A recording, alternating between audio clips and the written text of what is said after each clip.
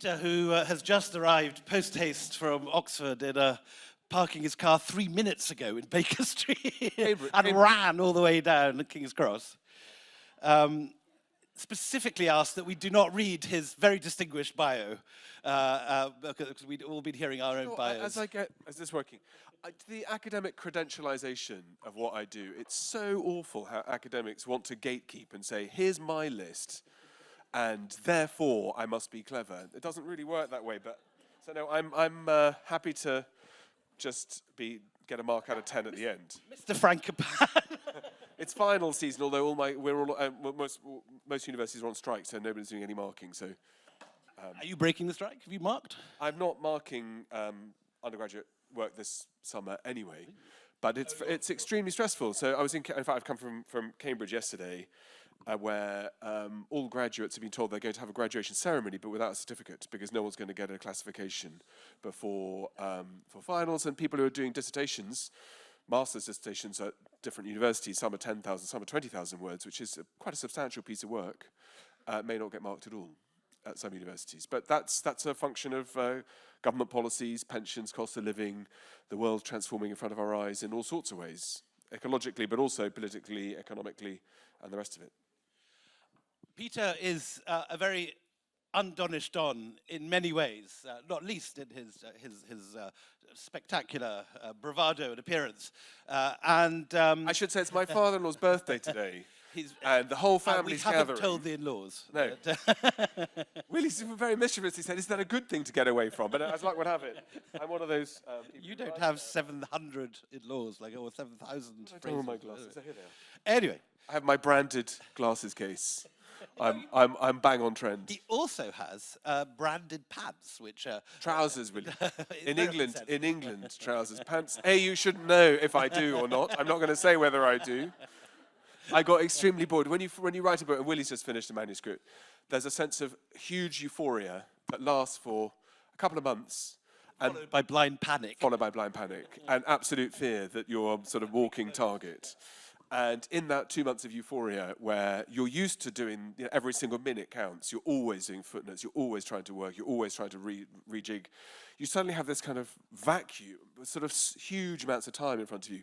And in the evenings, because I hadn't been watching the box sets with the rest of my kids, so I didn't know what was going on. And even when they go, "Don't worry, watch the sort of recap," I got into making myself a pair of trousers with the covers of my book. Which I've only Silk Roads on the left leg, I've only transformed on the right, available from good... I've only worn once, and it was in the presence of my very closest friend, so I never thought would shock me in public to friends. There are photographs available if I'm anyone so sorry. would like. Sorry.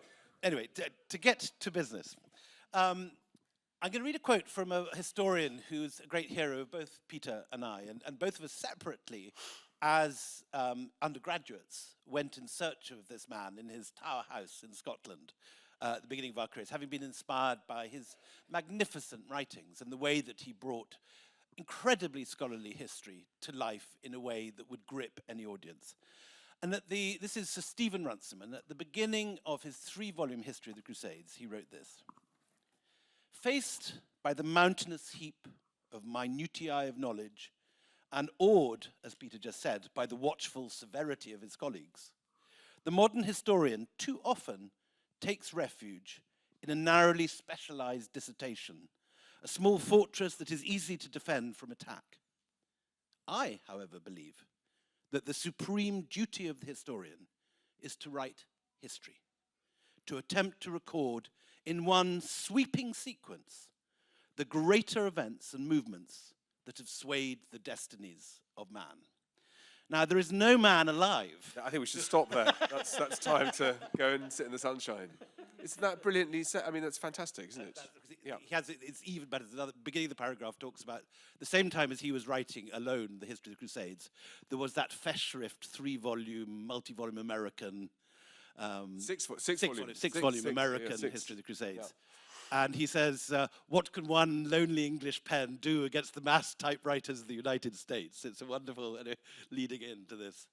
But Peter has broken every convention incredibly bravely by writing a book that is not just massive in terms of temporal scope from the moment the Earth begins to cool to the coming apocalypse, but one which is wide-ranging in every discipline, including the cutting-edge science, as well as theology, geography, a whole range of disciplines that would normally be considered to be outside the purview of a historian. And my first question is, how on earth, after 4 years' work, madly in the middle of the pandemic, producing vast amounts of data, as Runciman said, from every conceivable source, how do you, just as a question about method, how on earth do you boil this down into one readable narrative, even one that is big enough to break your neck without the footnotes? Footnotes are online. There go a few book sales. Whoops. My American publisher, our American publisher, it's actually, they've used much thinner paper, so it feels, it's intimidatingly large. It's only 700 pages. You need never go to the gym again. Just but, take Frankopan's 2 books, lift them up and down, and you'll find yourself with wonderful abs and pecs. It's £1 per 325 million years, which is quite a good value, I'd have thought. It's such a lovely thing to be asked, really, especially by such a distinguished historian and, a good friend of yours, but someone I admire, not just for how you work, but how generous you are to mere mortals like me. So, I'm hugely grateful to be here. And I really mean that. The world that I inhabit is one that is instinctively, as Runciman said, very territorial, extremely judgmental and unforgiving. And but it's a lovely question to be asked about how you do it. I'm not sure I really know. I mean, I think the first thing you have to be armed with is curiosity. I think all historians have that. But that fear of stepping out into reading about topics that you maybe don't know about so much. For example, I'm professor of global history at Oxford, and we spend a lot of time arguing about what does global history mean? Does it even mean anything? Which is quite a tiring circular argument. Because then you get to the what is history, does it mean anything? And you said at the back, just let me know if you'd like a contribution. But what that means to me, anyway, I guess it means 3 things. One is that there are lots of parts of the world that we don't pay any attention to, particularly in elite, moneyed Western institutions. The history of history and history teaching is that still in the United Kingdom, 94% of history faculty work on the history of the West. Some of them, 94%. Yeah, some of them work on the British in India, which is sort of marginal, borderline. They'd probably defend themselves and go, I don't really fit into that category. But it's about European arrivals, engagements with the subcontinent, for example. And there's lots of reasons for that. But it means that, for example, the Faculty of Classics at my university means Latin and Greek. It doesn't mean Sanskrit, doesn't mean Chinese, doesn't mean non-Mediterranean European cultures. In fact, doesn't even mean Egyptian. It means they're closely related languages that could very easily be fitted into the. Sure. But global means to me pushing at those artificial frontiers of moving our geographic focus, maybe not necessarily always away from the West, but incorporating other peoples. So it's important to me that we write in books about climatological and natural histories that Polynesia fits there, that the Americas before the Columbus, 2 great continents that you will miss in a single whisper of any academic attention or popular attention. And when you do get, particularly on the Americas, you don't expect to find the prehistory of Florida. You get yeah, that's right. But I mean, normally when people do think about that, it's about the collapse of the Maya and how the Maya collapsed, and that's the only thing anybody knows. So some of it is how do you broaden those geographical lenses. Those periodical and chronological ones are important too. But global means trying to take away as many barriers as possible. And lots of people are very unhappy about that. They don't think that you should write big histories. And there are 4,000 footnotes in my book, which the footnotes are all online because that would add another 200. I actually went online to check them out, and they are sort of unedited footnotes in the sense that they are very, very. There are very many footnotes for this book. But they're just footnotes. Yeah, that's all they are. It's like a list. But as a scholar, as a writer and a scholar, I think that's great because I can cut and paste what I find in the footnotes. I don't have to write it out by hand to go and look for it. But anyway, that's a different story. But it would have been a even bigger book. But I think that the widening out is important. I think that the global connections between and comparisons between one part of the world and another. One of the things I write about in the book is that in round about the year 800, 850 or so, there's a series of warming trends that are not, the way in which the world operates with its multiple climatic systems, there's never uniformity. Nothing happens in, the world gets warmer or gets colder, except in the current world. Where It also doesn't add for the ease of narrative. It's a very, very complex story. Yeah. Even within relatively small periods, there's complexity. Yeah, right. But I mean, there are interesting parallels. So, for example, the settlement of Polynesia around about that time, all to do with wind change, the direction of wind change that makes getting from one place to the other easier and therefore cheaper and also safer. But these are the first human settlements across many of the islands in the South Pacific and micro in Polynesia. Around about the same time, a set of pressures pushes fish stocks towards Iceland, Greenland, and the Arctic Sea.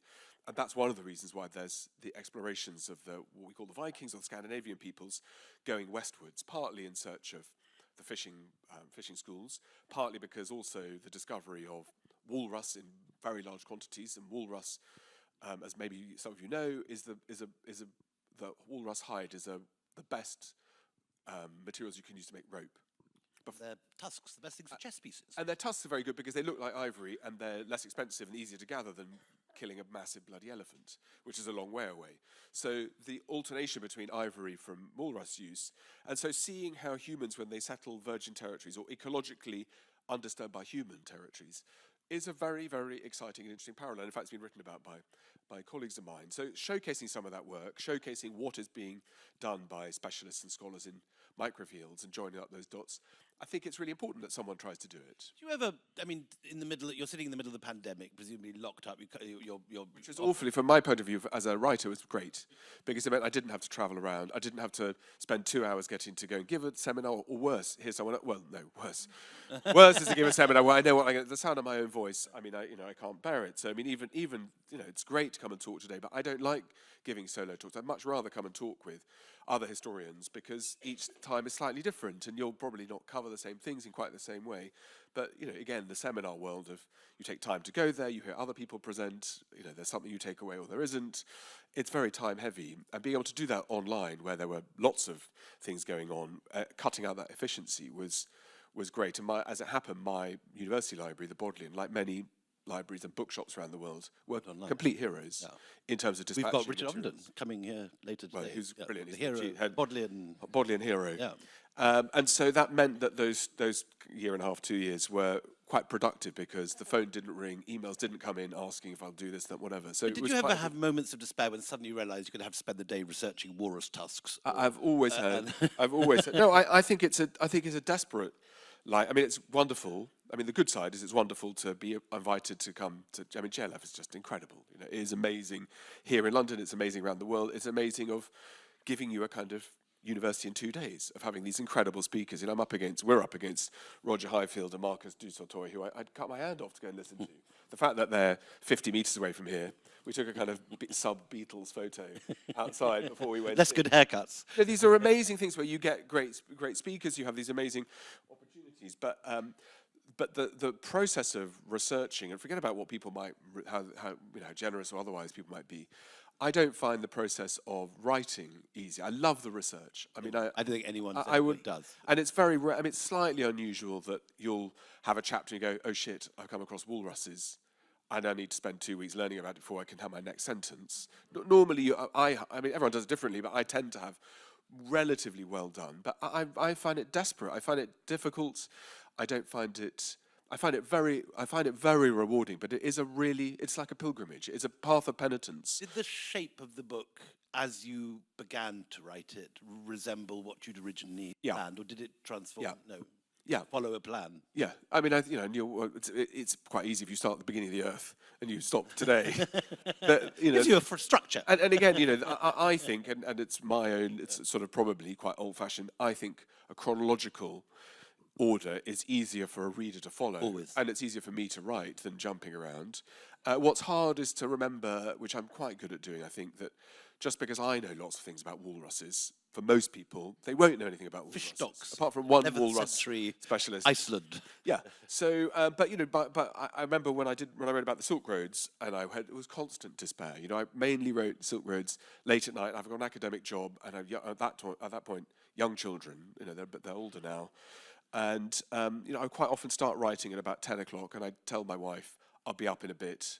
and then would say, I'm just going to finish another paragraph, and would stay up until Very rare, I think. 3 or actually, 4 in the morning. Writing late at night. Tom Stoppard does. I don't know many other writers who Well, do. it's good company You to and be in. Tom. And partly because, you know, I like I said, it's a pilgrim, it's a penitence, and I equated with the process of suffering, difficult to get it out. And I would often say to Jess, you know, my wife, I'd said, I just don't think I can do it. I can't, and you know, it just feels too big, too difficult. I didn't care that anyone would read, because I didn't think anyone was going to read. And this is even more difficult than the sort of Silk Road is difficult because it's a vast sweep of time and a vast sweep of geography. But at least it's human beings. I've done it before. Human beings at the forefront. So this one, I think it's this like, one, the stage, part of the story is the actors. Yeah, no, so what my wife has always said is the Buddhist way is 1 grain of rice, and you know, after months you look back and there's a lot of rice. So it's just how do you keep going? You know, it helps that, you know, we got friends like mutual friends like Christina Lamb, who's the chief foreign correspondent of the Sunday Times. I was in contact with her this morning. She's in Kherson, and you know, when I think, am I being brave and is it difficult? You know, I've got, you know, friends on the front line whose job to report what's going on in a war zone, and seeing awful things, and the people she's talking to and what's happened to them. You know, it is important to have a bit of perspective. You know, it's just a bloody book.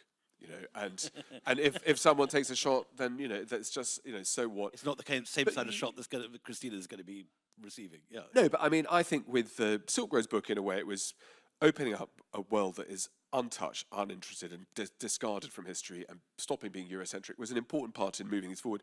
I think with this one, you know, I mean, you call it the coming apocalypse. The state of the earth as we are now, you know, is properly terrifying in terms of what it is that we should do, and that's above my pay grade about what we should do. Possibly what we could do is falls more or less in the margins of what I might be able to have a few opinions about. But understanding how we got here is what a good historian can do. And I think that trying to talk through how has our Earth come into being, you know, one of the things I said at the beginning of the book, I think it's almost the first line, is we should be grateful for climate change, because the world is as it is today, in a Goldilocks zone that suits our species perfectly, but for 99% of its time before humans rose, there wasn't enough oxygen in the atmosphere. You know, it was too hot or too cold. So we're in the kind of perfect slot that favoured our evolution. We're all the descendants Goldilocks being the three bowls of porridge. Sorry, yes, Yeah. the 3 bowls of porridge, yes. Too hot, too cold. Too hot, too cold, and then just right. It's exactly right. And, you know, what biology tells you is if things turn out to be suddenly too hot or too cold, you either evolve or other species take your place, which is why humans are here today. And, you know, then to sort of say, well, well, you know, or you know, Rats. Termites, huge emitters of methane, which is much more dangerous than carbon, enormous. So, you know, I think that's important. Then we've had 5 mass extinctions, including the meteor that helped get rid of all the dinosaurs, or some of the dinosaurs. Some are already gone. But every living thing on Earth today, humans, plants, bacteria, you name it, are all descendants of things that survived. Bit like all of us, our ancestors survived the Black Death. Otherwise, we wouldn't be here. Casual mention of 5 mass distinctions, I think, is a kind of indicator of how this is a book of the longest of longue durée. It takes huge, wide sweeps of stuff. One of the reviews said very nicely, it said it's like reviewing the Testament of the World, illustrated by Sebastian Salgado and set to music by Wagner with the Ring Cycle. It's that kind of scale. Okay, but I mean, I you know, I get that. And the review in The Guardian says not so much bleak as apocalyptic. I mean, I think that and you know, I thought about that. I thought, should I have been more optimistic? Should I have, you know, is it right? And you know, and I don't want to, you know, we are going through at the moment a faster loss of biodiversity than any of the previous 5 extinctions at the moment, right? We have the hottest heat wave in South Asian history in the month of April. In Alberta, in May, when we saw each other, I mentioned that last. That Alberta broke temperature records 158 times in the first 15 days of May, and the product drought in Italian history. Well, the product of that, of course, is in New York, where the air that is current. I mean, you've all seen those awful pictures. If you want apocalyptic, there you go. And why that's bad is not just bad for, you know, it's awful to breathe, and it must be bad. Obviously, it's terrible in terms of your lungs and the damage it does. Exposure to 1 day of air quality that bad affects your cognitive development if you are a young child under the age of 8, right? Not my views, but this is what scientific studies have shown. And those long-term consequences are profound. So, you know, you then look at droughts in Italy. The Spanish oil olive industry has appealed to the EU for $500 million of support because Spanish olive production has more or less collapsed. The scale of what happened in Pakistan last year, it's not just that it was awful to have 30 million people displaced, the losses almost completely uninsured. It drives a political cycle in a country that is already at IMF default on its debts, that will drive political cycles, will drive who gets elected into power at the next election. It will change Pakistan's relationship with India in probably potentially quite dramatic ways. You'd have thought that wasn't possible, but yes. Yeah, last week we had people being killed on the border between Iran and Afghanistan in water rights disputes. The Central Asian glaciers will be gone by 2050, if not before. And the Arctic, which shapes our heat bulbs and heat wave and our temperatures here in Northern Europe and has a direct impact on the Gulf Stream, is 3.5 degrees warmer than it was in the year 2000. Right? That pace of change should be the same as we had in Jaipur in January 2020, when I talked with Bruno Massinge about the pandemic that had started in China. And we talked about it. I said, we should all now... And unknown to us, the first COVID Indians had arrived at the exact end of the road where the festival was being held, having been evacuated from Wuhan and put into the... So we should be at that point in the kind of... This stuff is not kind of... Wouldn't it be odd if, or what should our governments do, and what's the right thing? It's not just anymore what might we do. I mean, here in the UK, for example, since Russia invaded Ukraine, we built, do you know how many land turbines for wind power? We all know that energy prices too much from Russia, not just, we don't get that much here in the UK, but because it's a global market, that it all pushed everything up, sent business to the wall, helped drive inflation and so on. Since that moment, in the United Kingdom, we built 2 land wind turbines, producing 1 megawatt of electricity. In Ukraine, which is a, excuse my language, fucking war, they built 114 megawatts since the Russians invaded of land wind turbines. Okay. Now, some of that hides the fact that there are offshore wind turbines, etc. But the scale of the things that is already here it's dramatic. There are 20 million people at imminent risk of starvation in East Africa with a multi-year... government particularly immune to sense on this matter, or have you tried to talk to people? I haven't been asked, but when last summer in the hustings, when as it turned out, both Liz Truss and Rishi Sunak did both become Prime Minister, they were both asked about solar power, and they said we would rather our fields look good than invest in technology like this. Lord Frost, who is the Brexit negotiator, said it's absolutely ridiculous, he's in the book, that we are reverting, he says, to the Middle Ages, where we rely on wind and water power. And we shouldn't do that. And there are alternatives that don't involve wind and water power. I met last week in Scotland a former head of the Royal Institution who said that it was a good thing for the Earth, for carbon to grow in the atmosphere. And that he was, this is a proper scientist saying, total hoax, the whole thing, people just do this to sell books. I got that. Carbon is quite good. You quote Trump here, it's a brilliant quote at the beginning of your book. It just says, I've seen it, I've read some of it, I don't believe it. There are people who think that, and that's absolutely fine. If the thing is, you have a golden bullet. What is your? I think that the point something like that. If you meet them at dinner, or they ask a question. If they're right, then that's great. Right, that's fine. If they're wrong, that's quite a big bet to place, right? And I'd have thought if the kind of climate world, and there were a big survey done of 100,000 scientific papers by an agglomerator to look at what is the weight of evidence, more than 99% of those are about climate science that's showing ongoing and future crisis. There is a small vocal lobby. Some of them are there are some very clever people like Björn Lomborg who says, look, technology is going to make things better. It's very simple to overgeneralize about one problem in one part of the world, but actually there isn't a kind of one-size-fits-all, and they're absolutely right about that, both about technologies, investments, and so on, and not throwing out the bathwater. But it would seem to me that the rate and pace of change. I mean, if Lord Frost is right, we don't want wind and solar, and actually that seemed to work quite well in the Middle Ages. But there are alternatives that involve high tech, like nuclear. But we're not, the nuclear plants that we are building is with our Chinese colleagues that we don't really want to deal with anymore here in the UK.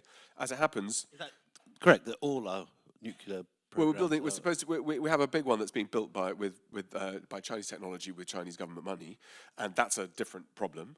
But it also happens that we've got 19 major facilities, including all our nuclear ones, are situated by the coast, and all of those are at risk of coastal erosion.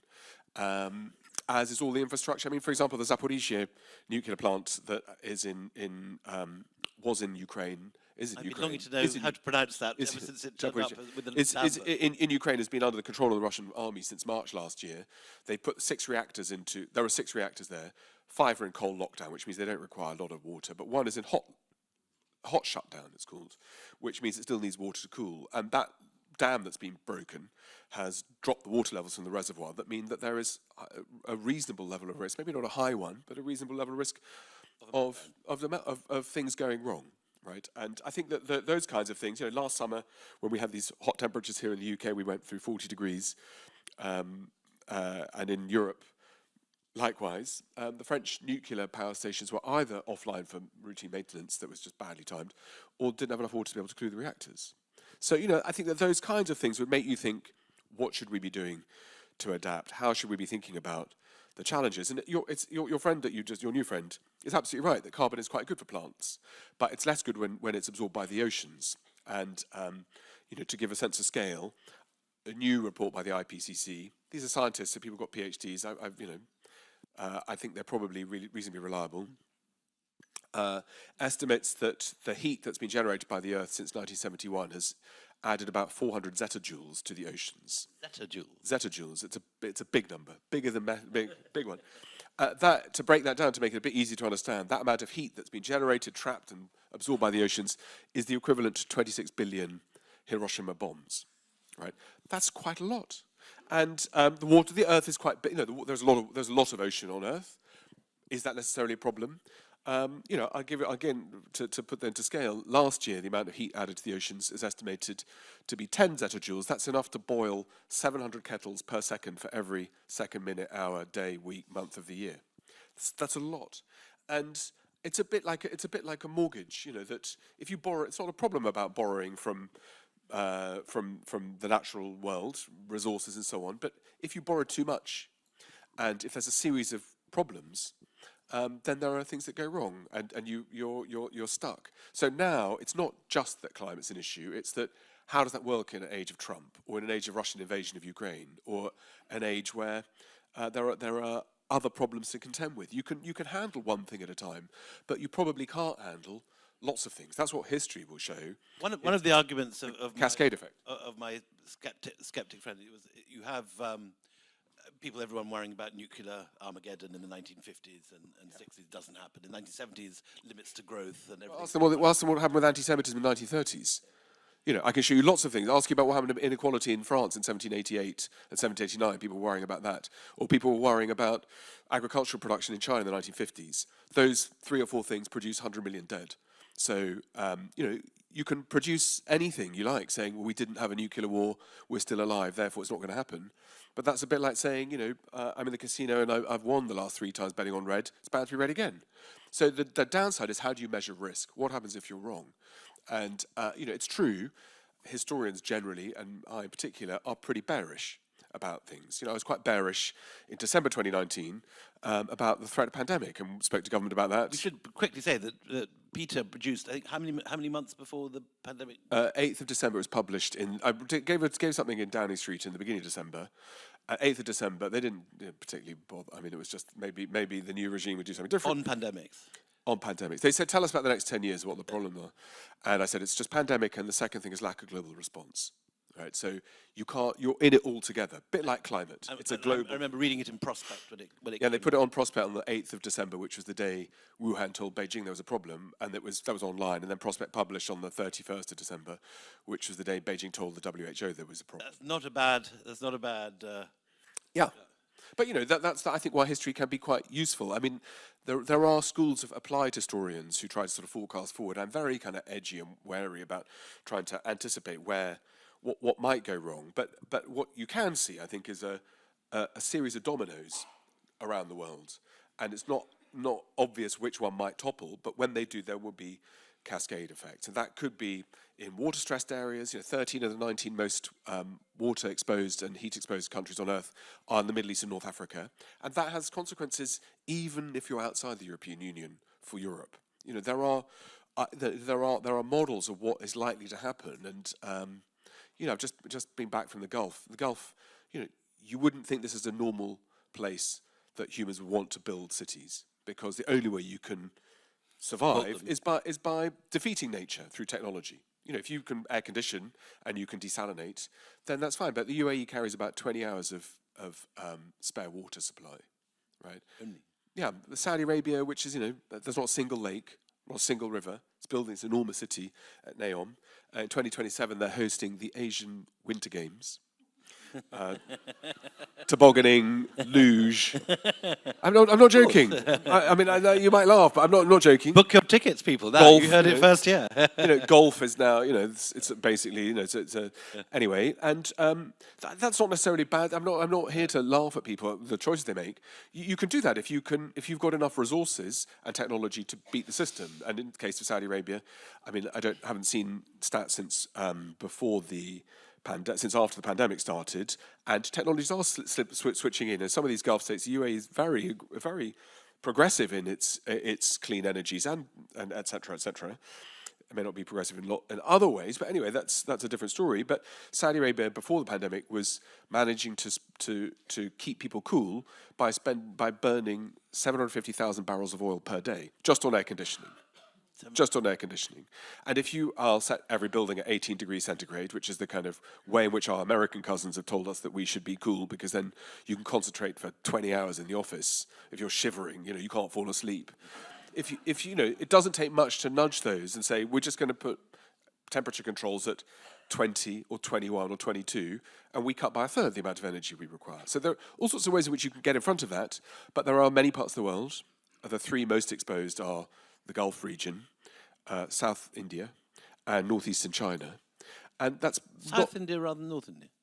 Well, they have different exposure levels. South India is to do with heat. North India is to do with water. So much water has been taken out of the North Indian plains that the position of the poles has moved.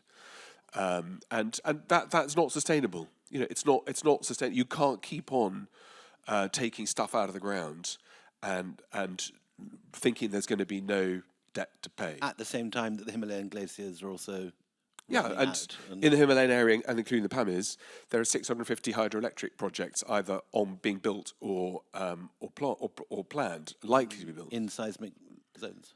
In seismic, that's probably not great, but it's about how do you secure your water sources. And if you are a state like China or like India or like Pakistan, it's a national security issue to be able to have enough water. Well, we're on India. To make sure that you put the figure 1.6 million the annual deaths from pollution at the moment in India. Is that right? So according to a study, 25% of mortality in India, Chad, and Madagascar to do with air pollution qualities. Here in Europe, 25% of mortality. Yeah. Here in Europe, it's about 8%. Through complicated. A lot depends on when you get your death. A bit like with COVID, when you get your death certificate signed, it's what is it you died of, and that's often a judgment cause about what does a medic, how do you get it classified. But the quality of air in the United Kingdom is 97% of the air we have is below WHO standards. In Southeast Asia, not including India, not including China, the air quality is below WHO standards for 99.9% of the populations.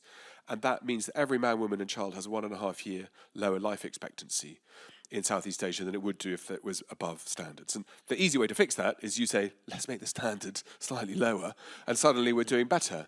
But, it's in all of our interests to be better guardians. The question is, how do you actually affect that? How do you try to... And it's not too late. I mean, a lot of you hear, that's one of the other things you hear, that, we might as well carry on having our AC on because... Well, that's what Trump said. Trump's administration of Transport, Department of Transport produced a draft report. They took out the paragraph for the final, and it said, we're screwed. It didn't say that, because government reports never say that. But it said, we are anticipating a 7 degree Fahrenheit, it's about just over 4 degrees centigrade rise in global temperatures by 2100. And actually the cost, the energy requirements, the ability to switch to electric vehicles, batteries, etc., is so high that actually, is there a point in trying to get in front of that?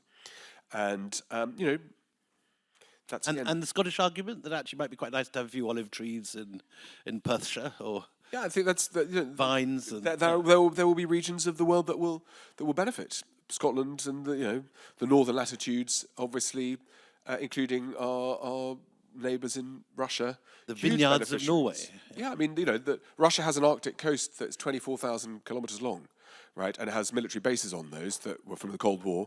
The United States has a single military base in the Arctic zone, the Arctic Circle. So the way in which summer ice has disappeared is going to disappear this year from the it's measurements of temperatures in the polar regions.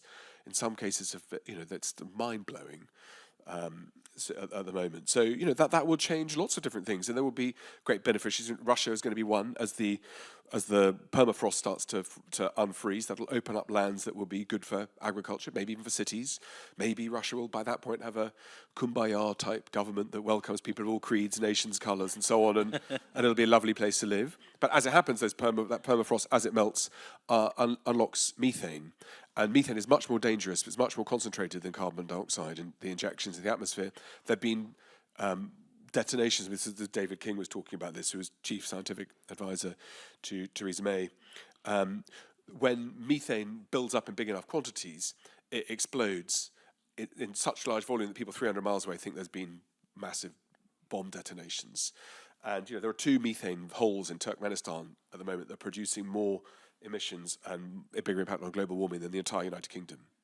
Right, so those kinds of things will change, and permafrost also. And some of my colleagues are very worried about melting and unlocking of pathogens that humans haven't been exposed to because of this has been frozen since the Ice Age. Is that a real anxiety that you'll wake up to find? I think the funny thing, all my friends who are scientists and colleagues, they're always very careful to say science doesn't mean we know stuff. Right. So when Boris was saying we'll follow the science, scientists don't agree with each other. There are lots of ranges of variation, and they're much more. Actually, the scientists, in my experience, are much more cautious about expressing their opinions than historians are, who have the control of truth and destiny, and we're just trying to write what we think is going on. But I think some people working on emerging infectious diseases are concerned. I mean, some play it down, but yeah, I think there are anxieties around what changes, and one of the variables is that there are about 500 emerging infectious diseases that are known.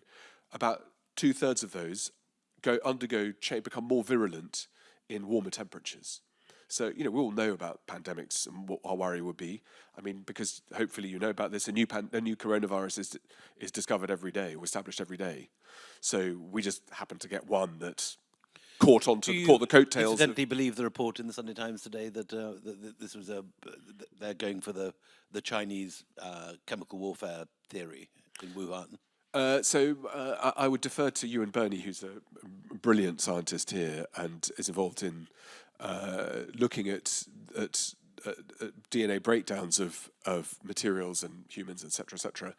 His view is it's a not intervened pathogen, so it's naturally occurring. What might have happened is that having found it naturally occurring, it was being studied and then escaped or was released or whatever. But if it's naturally occurring, then the spillover could have happened anyway. But clearly the way in which the Chinese didn't inform the rest of the world what was going on exposed all of us to this stuff. Obviously that you could take a view has a military, political, economic consequence, even if not an intention. But if you want to be scared, I read a report last week about around AI, which is something I'm trying to learn and think about at the moment, which is that one of the concerns around AI by one of the kind of fathers of the AI movement is that not just that AI, you say, well, how do we solve climate? That presumably answer number one, it will be there are too many of you. And we're going to, I mean, as it happens, we probably are going to solve that ourselves anyway, because demographics are projected to fall. Often you can bet on population growths, which tend not to happen in the way that people expect, because it's hard to have just to have massive expansion. Population falls a little bit easier because that's more predictable. But there's not a single country in Europe that's replacing its population at the moment. Countries in Southern Europe, as a fellow Catholic who get accused of, my teenage years all about being asked about condoms, which I can promise you, I went to an all-boys school and knew nothing about. But Southern Europe has much lower reproductive rates than Northern Europe, where my understanding of contraceptive use is not prescribed by any religious authority. But places like Italy, Portugal, Spain are projected to have population falls of about 50%. Japan. 50%? Yeah, China likewise. In what sort of time? By 2100. The big population surges we're expecting, bit in India for now. Median age in India is only 58. Median age in China is now 50. So India's going to keep having a population growth until some point, presumably. West Africa likely and thought to be a region of great population growth. But that depends on infrastructure, climate, protein availability, carbohydrates, political stability, which I hope exists because it's good when people have population growth. It means that the medical systems work. But on most bearish projections in most continents, we're going to see significant population fall in the next 50, 60 years, as long as we don't have nuclear war, volcanic eruptions, the pandemics, all these bad things. But what AI would say is, look, there are too many of you, so if you want to, this is how we should solve it. And here's a ready-modelled, ready-made pathogen that might be tailored to target one particular population type or one particular type or whatever. And that would be something that, there's no such thing as super intelligence. AI at the moment is just very good at doing words. So if I want to write a book about spread of how India, for example, changed the world. A random example. The Earth transformed. I sat there when this was finished thinking, for fuck's sake, just put it into ChatGPT. I want 100,000 words. No one would spot the difference. No, I don't think they would. Probably be better. But we're not yet at that point of super intelligence that's able to sort of. But on the logic that we sort of get there, and there are some things that AI is better at. So, for example, AI, again, a study that came out a couple of weeks ago, was measurably much better at diagnosing a certain sort of cohort of diseases than GPs, and interestingly, also much more empathetic in delivering the news to patients. On that optimistic note, I don't know why, but I think the point is these new technologies will solve some problems. So for example, AI is being used to say, can we spot freak weather systems, heavy monsoons? Can we get people to move out of place? Places like Bangladesh have been fantastically good at building early warning systems and making preventive measures. But as those become harder and bigger, A, it becomes more complicated, but B, in many cases, like in the United States, people are moving not away from stressed stones, but into them, right? So you'll have seen in the last few weeks, the insurance industry have said they're not going to insure any new homes in California. Ever? No, because the risk of fire damage, the risk of earthquake. Yeah, head of Lloyd's here did something at the beginning of the year saying that he thought in the next decade Florida would be the same. One hurricane went through Florida last year, and southern part of the United States caused more than $100 billion worth of damage. And that's you'd think that would be a moment if you were thinking of investing in real estate or own real estate, you might think that I'd move away. A report I quote in here has, by 2050, the bottom third of the population of the United States living in temperatures with more than 50 days of 35 degrees plus in the summer, which is hot. It's not unsurvivable, but it's hot, it's uncomfortable, and it's expensive because presumably, anyway, but people are moving into these regions rather than the more logical thing would be, where do I find someone who doesn't believe in climate change in the Hebrides that I could play chess with in the evening? But you might be able to give out their phone number. Available to anyone that would want to know. Ladies and gentlemen, you need to go now to the book tent and buy a copy of The Earth Transformed. You will never need to go to the gym again. You will have ample conversation for the rest of your days, and you will be able to warn your grandchildren about the mess that our generation have made of the Earth. Please, a big round of applause for Professor Peter Frankopan.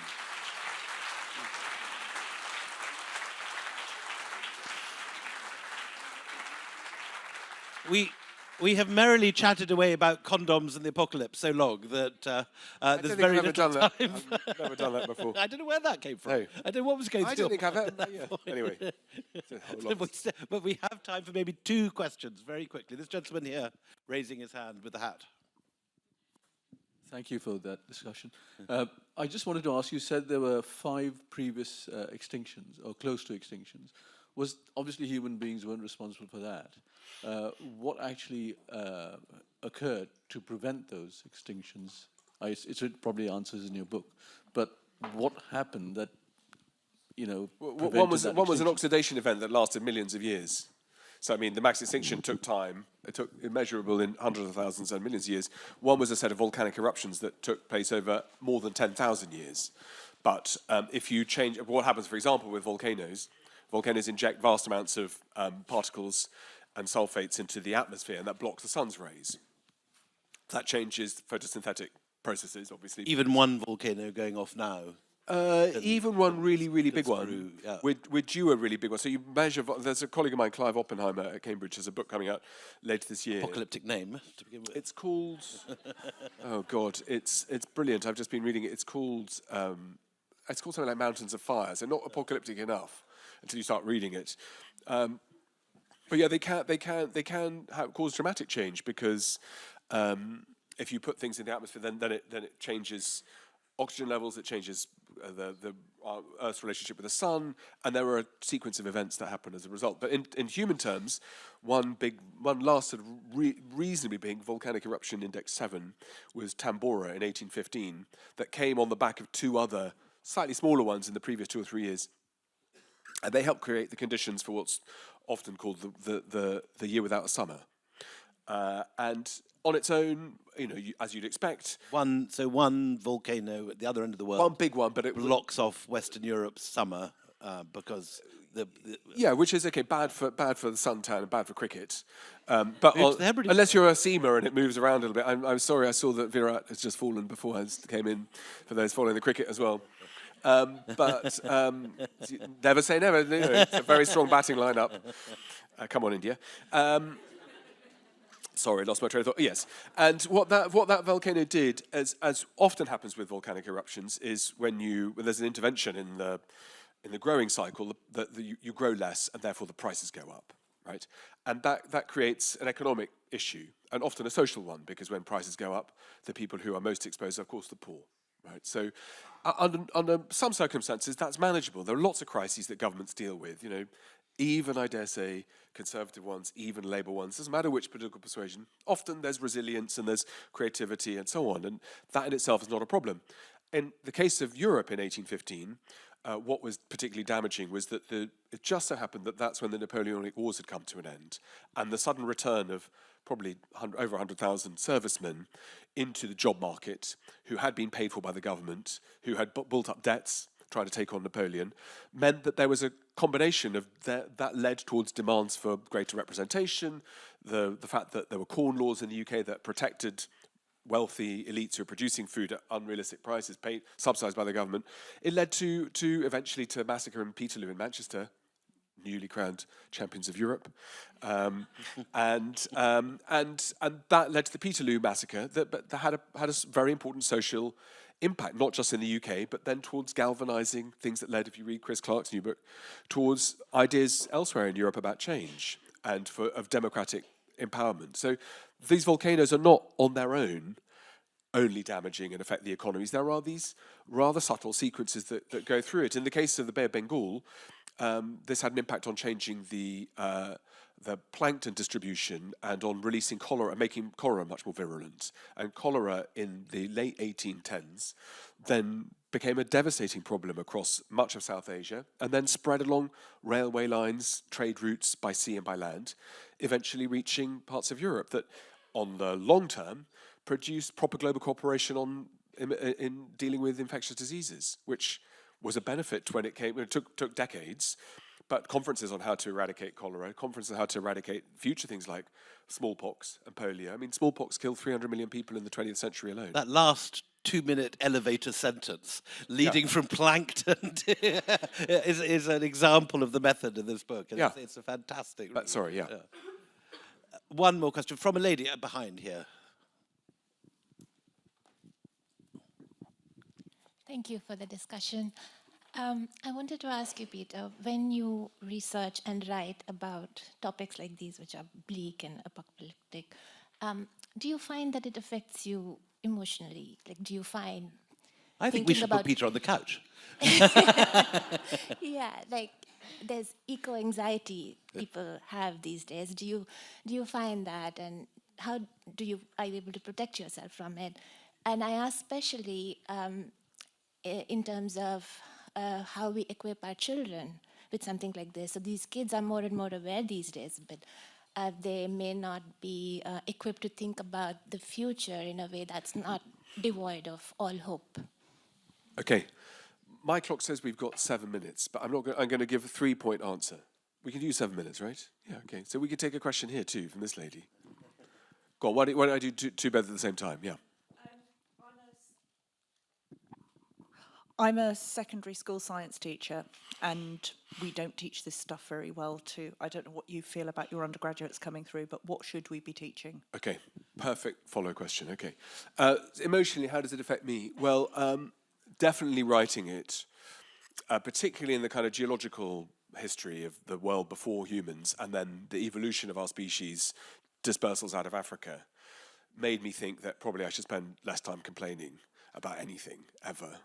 You know, the sort of the small little speck of dust in the great cosmos that each of our lives and our planet represents. It's sort of quite humbling to think, oh my, you know, this is what history really looks like. So I think that in a way is quite liberating to think people have been through this before. The fact that we're alive and can have food and drink and go to JLF at the British Library, you know, we should be really grateful for what we're living through. And there's so much about our world around us that is glorious, you know, and the kindnesses and the generosities. But so for me, it has, I mean, I've always instinctively liked to think of myself as being supportive, generous, kind, etc. My colleagues, my friends, my family. You could argue with that, Peter. No, but I think that has had an impact, writing this, of thinking about human fragility, thinking about the fragility of our world today, of, you know, wanting to do good. You know, I think it's a really important part of that. It's easy to forget because we don't teach that in schools either. We don't, you know, we teach people to pass exams or to do well and to go on to things, rather than how can you be a better person? How can you be a better citizen? How can you be a better brother or son or father? That's all ad hoc and anecdotal. And in the odd tapestry of life, some children get a better instruction through chance and luck than others. And, you know, I think that that's something I really have felt in this book, to sort of really prioritize other people. Your question about the young, my students for the last 5 years, maybe more, climate is the only thing that they are obsessed about. You know, they look at my generation, they don't look at me in particular, or, you know, other people my age, but they say, look, your politicians you've elected are self-centered clowns, or whatever it is, whichever part of the world you come from. Show me, I mean, it's a, you know, we're not going to do that now with that show of hands, but show me a global leader that we all can say we admire, right? Which is unfair and difficult, because it's an awful thing being a head of state. It's difficult decisions. I really understand. I work with lots of politicians. I'm very sympathetic, but we don't have many leadership figures that young people can look up to and admire. Not even Boris. Well, if I've understood it right, he's no longer involved in politics for a Such few a days shame. till he gets into We're all in glorious mourning. seat. No, look, I think it's a difficult job. But young people then look at us and say, "You also were able." I've just noticed. Have you noticed My brand the new dress. spectacle? Yeah. The spectacle case, the Earth You know, transfer. but young people will say, you know, we've got limited chances for house ownership. You know, that's the same in China, India, United Kingdom, you name it. Their ability for social mobility feels restricted. They look at me, you know, if you're a cricket fan, it's when Shane Warne bowled the ball of the century.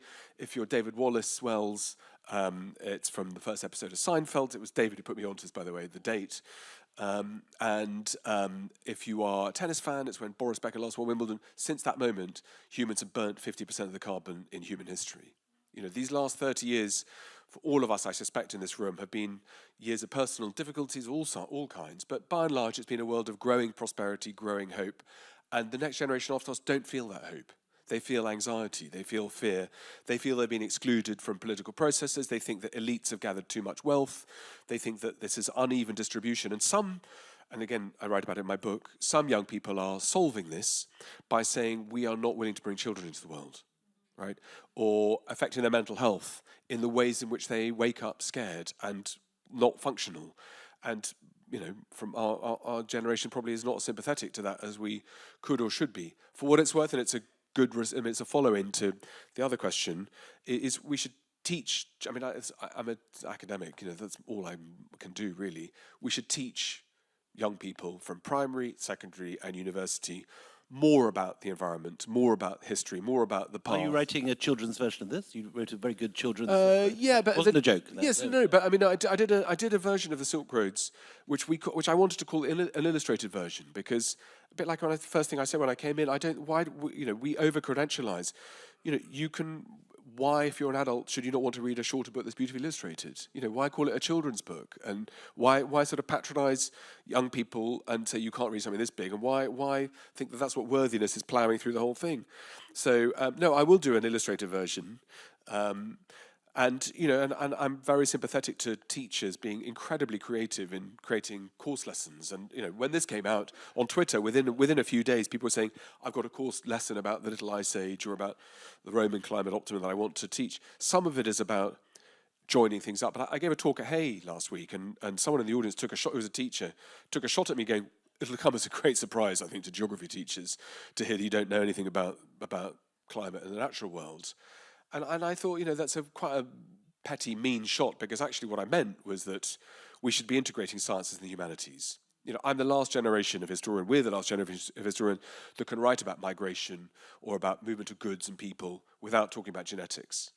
You know, I'm the last generation that can talk about trade through what people wrote about rather than through statistical modelling. You know, when you have some Roman guy who says there are a lot of coins, is can you find them? You know, when you find lots of coins in India, in Roman coins in India, for example, at face value, that looks very exciting as a source of we trade. had this conversation No, but- 2 weeks ago, but and I've just spent the last fortnight looking at Arguing about- all the genetic stuff. Right, but A so you deal find there. lots of Roman coins in India that would make you think at face value there must be a lot of trade.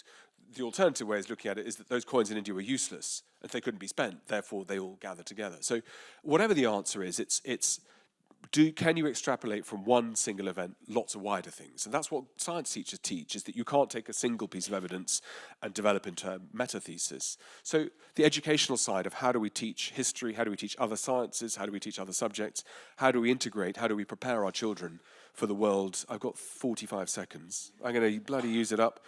It's how do we have a more integrated education? And I would always defer to teachers for how we should do that. It is important that we give hope to the next generation, and I'm probably more bearish than I should be in the last chapter of this, because I'm worried.